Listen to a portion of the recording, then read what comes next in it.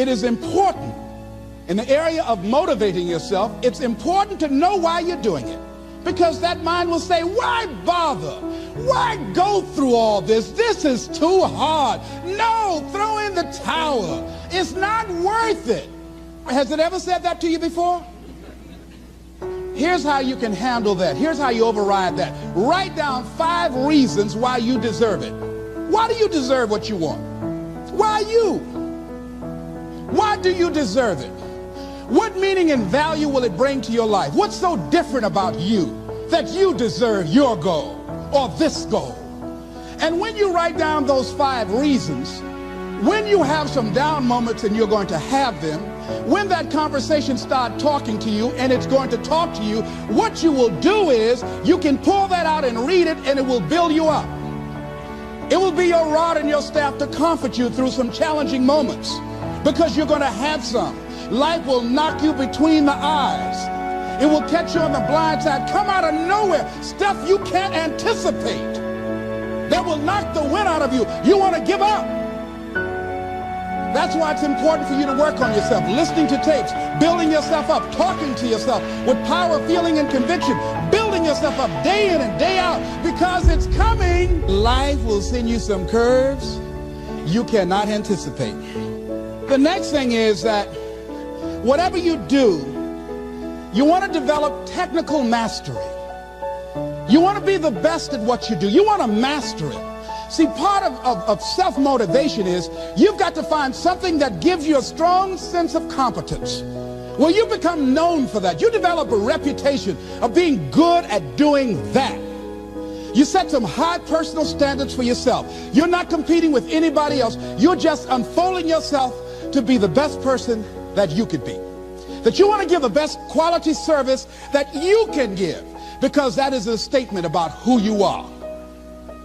The other thing that's the key to self-motivation is recognize the fact that you're going to get into some slumps. Recognize the fact that you're going to encounter a great deal of failure in life.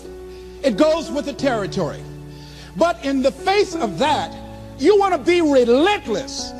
When you want something, you don't expect everybody to say, oh, come on in. Oh, you want this? Oh, great. We want to give this to you. You're such a nice person. You're doing it for your family, aren't you? Great. No, life isn't like that. No, many doors will be closed in your face. Many loans that you will want. And they say, no, you don't have enough collateral. You don't have enough credit. And most people will give up. But you've got to decide that I'm going to be fearless. I refuse to be denied. And I'm going to go all out. I'm going to be relentless. I don't care how many no's I encounter. I like something Isaiah Thomas said when he was getting ready for a basketball game. He said, I'm going to either shoot us in or shoot us out, but I'm not going to not do anything. And that's the way to go. You can't make a basket unless you shoot the ball. You can't hit a home run unless you take a swing at it. Most people won't even take a swing. Well, I probably won't make it anyhow. That's the conversation within. They probably won't give it to me anyhow. If you want something, you've got to be relentless. You've got to decide, I deserve this, and I'm going to have it. And you go all out to get it. That drives you. The next thing is that when you want something out of life, you've got to be willing to go into action. Don't wait around for things to be just right. Don't wait for things to be perfect. Don't wait for the ideal situation. It will never be ideal. There will always be a reason. Well, as soon as the children grow up, or as soon as I pay my bills, or as soon as I get my divorce, as soon as I get enough money together, do what you can, where you are with what you have, and never be satisfied. A lot of people never take a chance in life. They don't want to take any chances. They want the situation to be ideal. See, that's not walking by faith. That's walking by sight. If I can see it, I'll do it. No. That's a lot of people saying, if I can see it, I'll believe it. No. If you believe it, you can see it.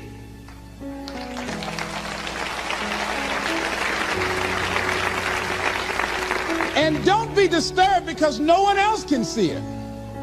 That's not unusual. That is ordinary. But because you want some different kind of results in your life, you've got to be willing to be unreasonable.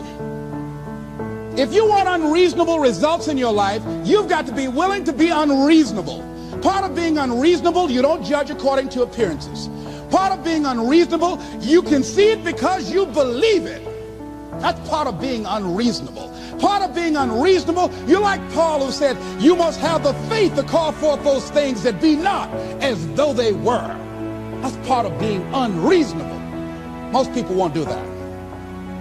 Most people say, call me when you get it together. Then I'll support you. The other thing is that one of the keys to self-motivation that empowers you is that you want to find a cause larger than yourself. Find something that you can contribute to. Find something that you can make a difference because you can. Part of what feeds your larger vision, part of what gives you a reason for being, part of what gives you your life is being able to give something back. Say, I can't afford to give anything. You can't afford not to give. Give your time.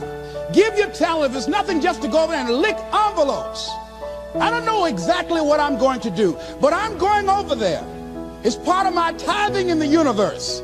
Once you develop that special sense of mission, and that's what you develop when you're part of a larger cause than yourself, it drives you.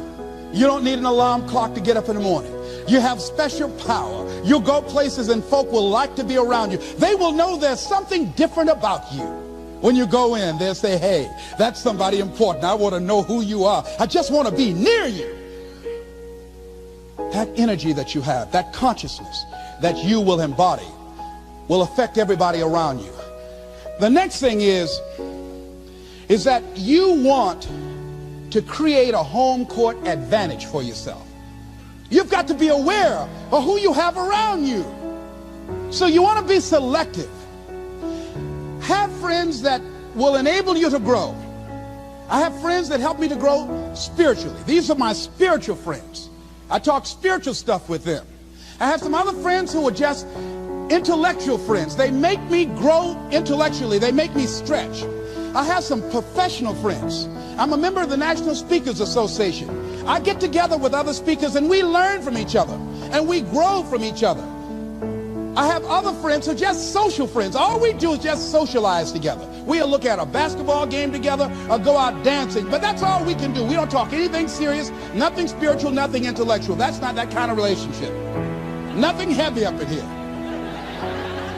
Have other friends, we walk together. That's all we can do, walk together. Talk about we're going to lose weight one day, by and by for good, all right? That's all we do. Nothing else. So, according to the relationships that you develop, we grow from people and projects. And the relationships that you develop can enhance and can enrich your life, or they can drain you. I know many talented people who had a great deal of potential, but because they didn't surround themselves with other people that will inspire them to transcend themselves, they never realize their greatness, and they will end up going to their grave with all their good stuff still in them. So you want to look at your relationships, the people that you're involved with, the people that you communicate with most often, and you want to ask yourself the question, what am I becoming because of this relationship? Does it inspire me? Am I motivated? Am I encouraged? Am I driven to develop myself? Am I seeking my own greatness? What kind of person am I becoming because of this relationship? Am I becoming more cynical and negative about life? Ask yourself that. The next thing is, you've got to say yes to your life. You've got to say yes. Yes to my dreams. Yes to me. Yes, I can make it. Yes, I can. Doesn't matter how many failures I've made. Doesn't matter how many mistakes I've endured.